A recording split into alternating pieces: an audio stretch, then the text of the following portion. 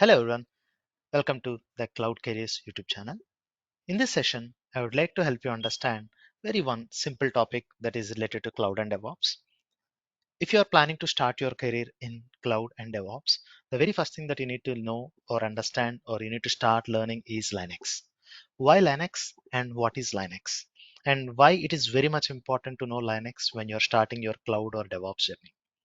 And what if I say when you are attending any cloud interview or DevOps interview, the first 5 to 10 minutes of any interview, they'll try to focus you first on Linux. How comfortable are you in Linux? How can you debug any Linux based issue? How comfortable are you handling in cloud infrastructure can be determined based on your ability and debugging capability on Linux.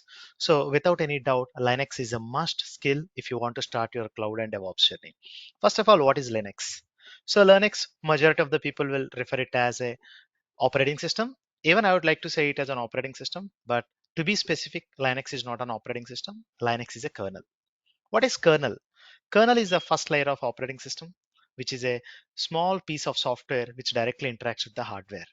So Linux is the first part of Linux is a kernel, which is the first layer of the operating system, and Linux falls under the category of command line operating system.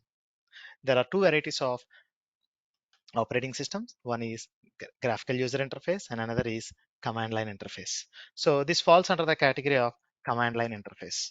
Okay, what do you mean by command line interface?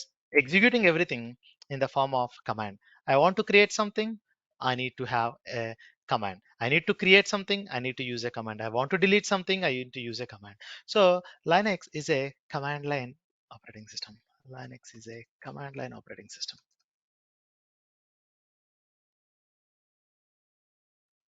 What exactly it meant. So whatever you want to do, you need to execute it as a command. For example, in Windows, if you want to create a file, notepad file, you'll open notepad and then you'll create a file and then you'll write it and you'll save it, right? Similarly, in Linux, the same operation can be done with a single command called as touch file name, which is going to create a file name, which is going to create a file. We'll talk more about Linux in the upcoming sessions, but for now, Linux is a command line operating system, which is also shortly referred as CLI. Linux is CLI. Okay, so the other type of operating systems are GUI. So Windows is an example of graphical user interface. Windows is an example of graphical user interface. Windows is GUI. GUI stands for graphical user interface, which also means that if you want to work on anything, it's all options. But what if I say 99% of the enterprise infrastructure is on the top of Linux based servers? Facebook will have millions of servers. Google will have millions of servers. YouTube, they have millions of servers. Do you think that all of their infrastructure is hosted on the top of GUI? No. 99% of the enterprise infrastructure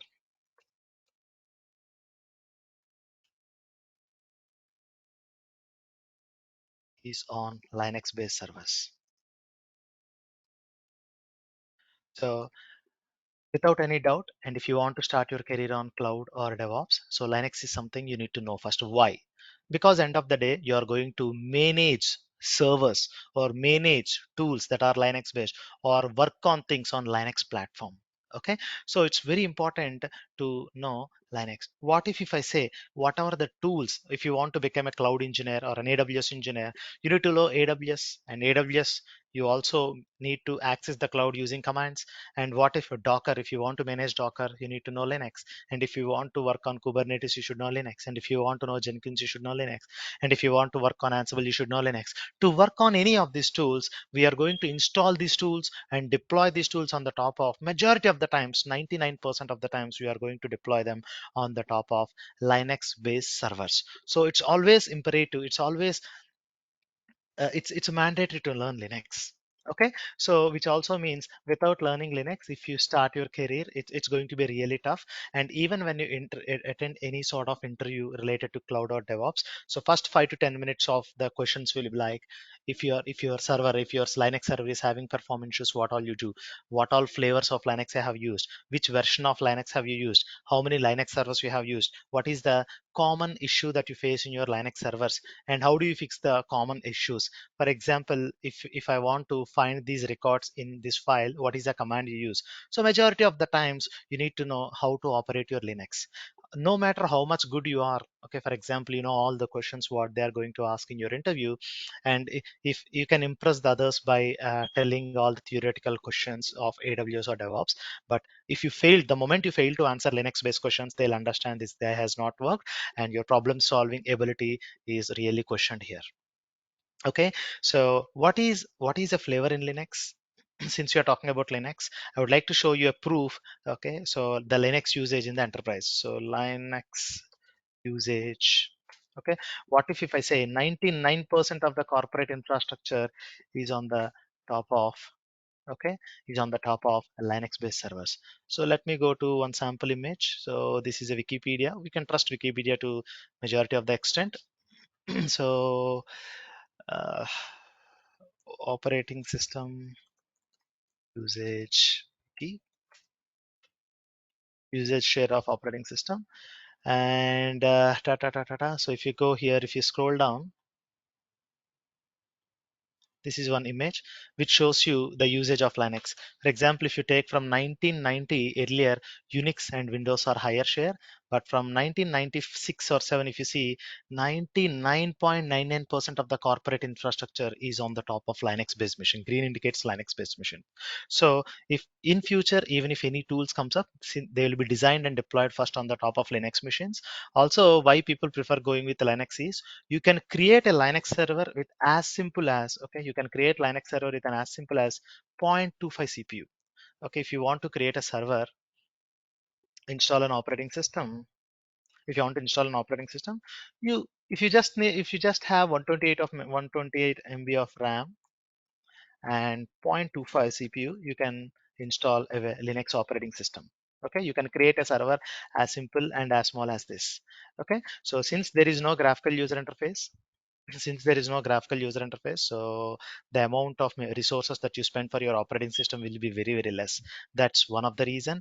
And another important factors why Linux is first preferred when you're deploying anything is, the very first thing is Linux is open source. Okay, so Linux is open source. What do you mean by open source? An open source is a software which says, okay, the code of the software should be open. Okay. Windows is not an open source software. For example, if you know coding and if you want to add some features to the Linux, you can take this Linux code operating system and you can add features on the top of it. Okay. So, and another important thing, majority of the people and majority of the audience will think if a software is open source, it is free to use, and that's not true. Okay. Open source software may or may not be free.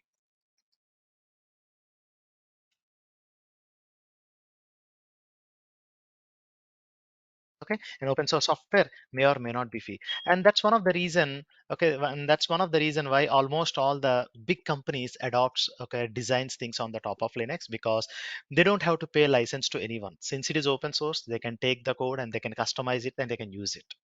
And also Linux licensing is not based on the number of users.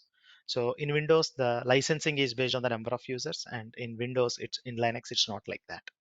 Okay, and in Linux, since it is an open source, everyone have the right to take the code and they can customize it and they can publish it, right?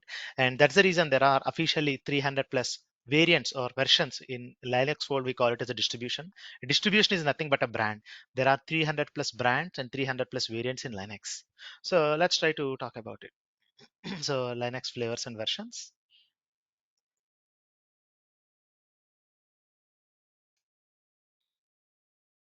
So that is one of the reason why there are huge variety of operating systems. Linux distribution. So distribution or flavor, both of them are same. So Linux distribution. For example, if you go to images, there is a famous image which shows you the list of images that are published so far. If you click this image, and these many varieties of Linux from 1992 to till date, okay, we are on 2022 to 2023. So far, these many flavors and distributions of Linux are available.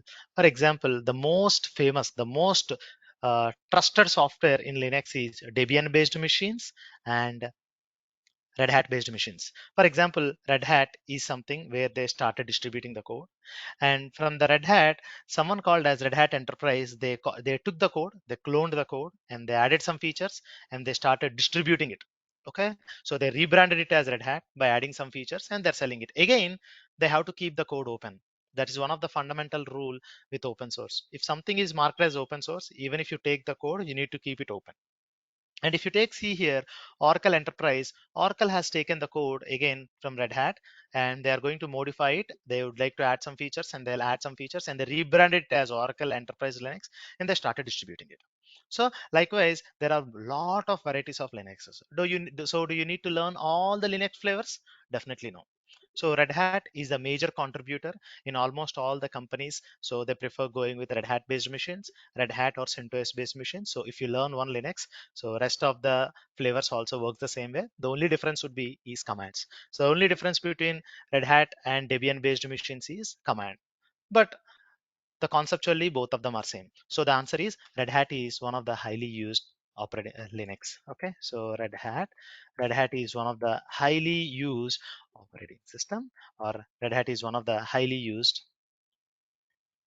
Okay, so Linux flavor. So if you want to start with Linux, so Red Hat is the first choice. Or if you can't afford Red Hat is also free. If you can't afford Red Hat, there is a cloned copy of Red Hat as well, and the cloned copy of Red Hat is CentOS. If you can't afford Red Hat, if you have an account on AWS, you can start working on CentOS based machines or Red Hat based machines. Okay, thank you very much for watching. In the next session, I'll show you how to create an account on AWS, and we can start creating servers on the top of AWS cloud, and then we can learn Linux on the top of it. And that's for today. If you like the content, please hit the like button and subscribe to my channel. Thank you. I'll see you in the next session. Signing off.